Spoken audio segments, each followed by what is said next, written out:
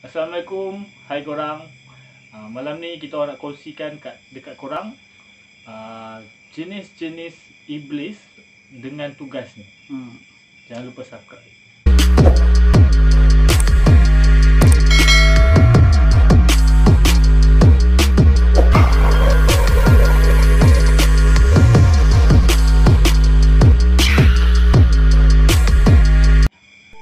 Okay guys, tanpa buang masa, okay, aku akan yang penerangan syaitan yang pertama ni lah. Sebab dia ni memang terlalu dekat dengan kita. Sebab hari-harian kita pun dia akan ganggu kita lah. Terutamanya waktu kita beribadah. Okay, so nama syaitan yang pertama ni adalah Kanzab. Dia akan mengganggu kita waktu kita buat solat lah. So apa benda kita nak buat ibadah, so dia akan ganggu kita.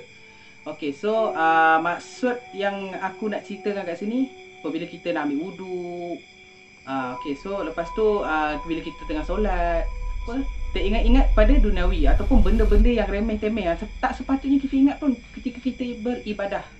Okay, so syaitan ni, Kanzab ni, dia akan ganggu kita. Okay, contoh kita tengah angkat tasbih, so dia mulalah datang dekat kita. Dia akan ganggu kita. Contohnya tengah solat, Allahu Akbar, api dekat rumah tadi padam ke tak? Lupa pula kita tengah masak air. Lepas tu syaitan ni, yang si Kanzab ni, dia waktu azan dia akan lari daripada kita. Tapi selepas habis dia waktu azan, dia akan datang mengganggu. Okay, so ada satu cerita lah yang mungkin kita pernah dengar, mungkin tak pernah. So aku nak ceritakan lah yang berlaku pada sahabat Rasulullah SAW. So Osman bin Affan.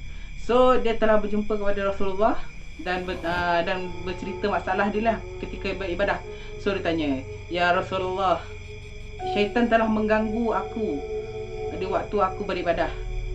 So aku tak khusyuk lah, senang cerita kan. Dia tak khusyuk." So baginda Rasulullah menerangkan kepada sahabat, "Wahai sahabat, kamu tahu tak, itu adalah Kanzab yang diutuskan untuk mengganggu kita waktu beribadah." Okay, so baginda Rasulullah dah pun mengingatkan kepada termasuklah sahabat dan kita sendiri untuk menghindari iblis ini. So kita kena sebutlah satu kalimah, iaitu auzubillahi minasyaitonirrajim. Apa maksud dia adalah aku berlindung kepadamu ya Allah daripada syaitan yang direjam. Okay, itu saja untuk kali. Kau ada tak syaitan ke iblis ke yang kedua yang boleh kau ceritakan sikit? Yang kedua yang aku nak kongsikan kepada korang, iaitu iblis yang bernama Wasnan. Wasnan, tugas dia adalah dia akan meniup tepung ataupun pasir kepada umat manusia.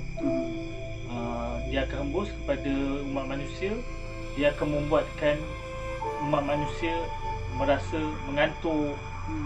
Selalunya akan berlaku pada situasi kita nak solat, kita nak bekerja, situasi kita nak melakukan sesuatu lah, perkara-perkara yang baik kita nak lakukan.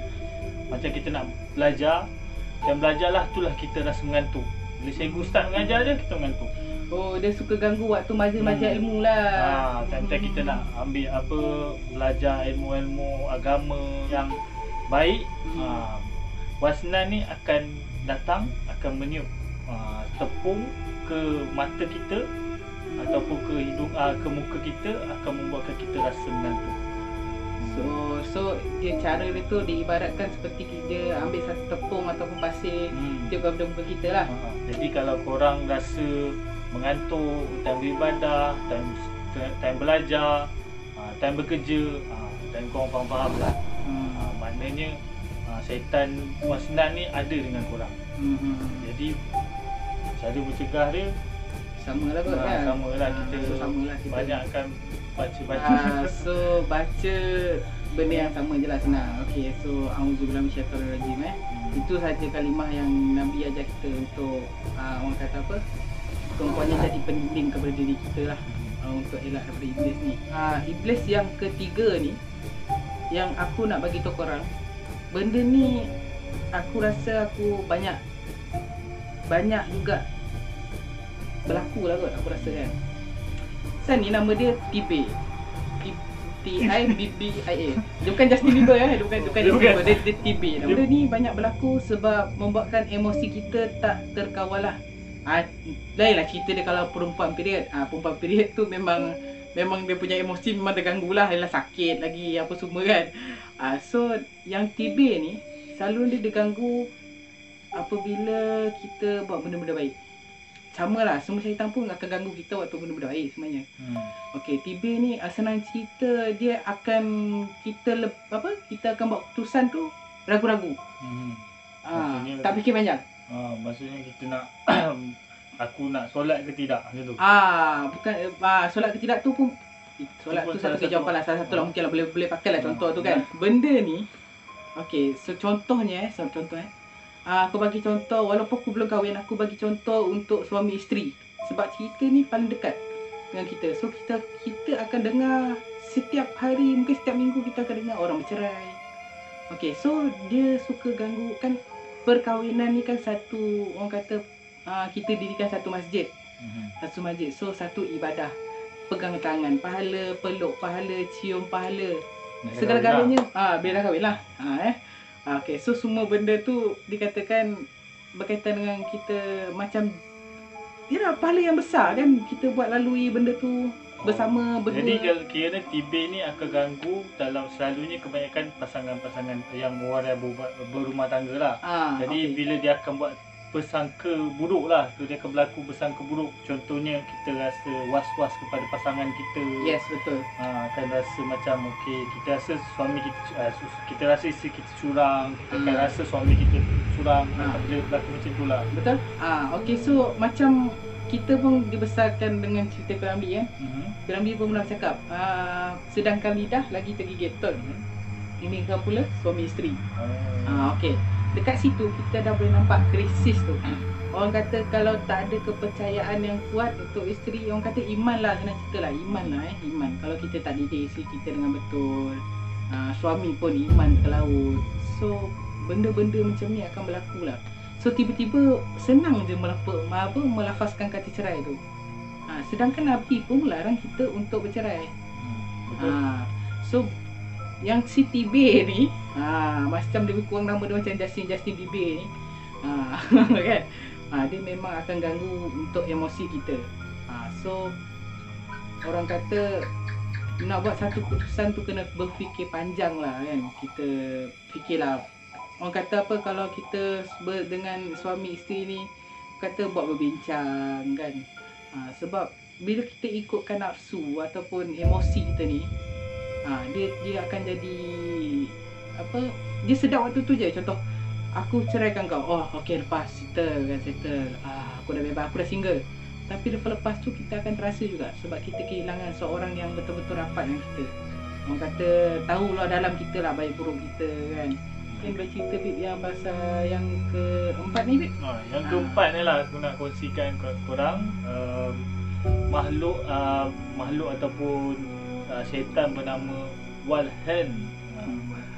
Okey, Walhan ni dia sejenis syaitan yang suka menggoda lah. Jadi tugas dia suka menggoda umat manusia. Selalunya time kita nak menunaikan ibadah, ataupun kita nak mengambil mengambil wuduk, nak mandi junub lah, junub atau wajib kan. Kebanyakan akan mengganggu kita sama kita nak ambil wuduk, akan rasa sah ke tak. Macam tu lah. Was-was kurang lah. Ataupun kita akan jadi malas ke. Jadi dia akan membuatkan kita tak ada keyakinan lah. Kalau kita, dan dia akan menggoda kita juga di dalam bilik air lah. Walhan ni kebanyakan ni ada di dalam bilik air. Tapi yang bukan yang baik dekat dalam bilik air tu lah. Yang bukan macam korang faham sendirilah kan. Apa yang tak baik dalam bilik air tu. Okay, so sebab apa kita orang nak cerita pasal syaitan ni kat korang? Sebab kita orang akan buat cerita pasal video-video mistik lah, senang cerita seram jugalah sebenarnya. Sebab bagi aku ni peminat cerita seram sebenarnya. Aku dari kecil memang suka sangat cerita seram. Tapi penakut. Pengalaman seram memang ada. So insya-Allah. So macam kau Bib ada tak pengalaman seram ke untuk diceritakan? Seram aku kan. Pernah nampak ke, terasa ke, rasa macam Selalunya rasa lah. Oh, nampak belum pernah lagi lah. Belum lagi lah. Alhamdulillah lah, tak pernah nampak. Kalau nampak dia kan tak tidur lah aku kan. Jadi Alhamdulillah aku buat masa ni pernah rasa je lah kan, naik bulu roma kan. Selalu berlaku bila kita pergi camp, pergi hutan, biasalah kita nampak tempat-tempat dia. tak pernah lagi lah kan. Okay, so korang kena tekan button subscribe. Lepas tu like and share. Jangan lupa tekan button loceng tu untuk kau dapat tahu update-update terbaru video kita orang. So insya-Allah kita akan jumpa di next video yang akan datang.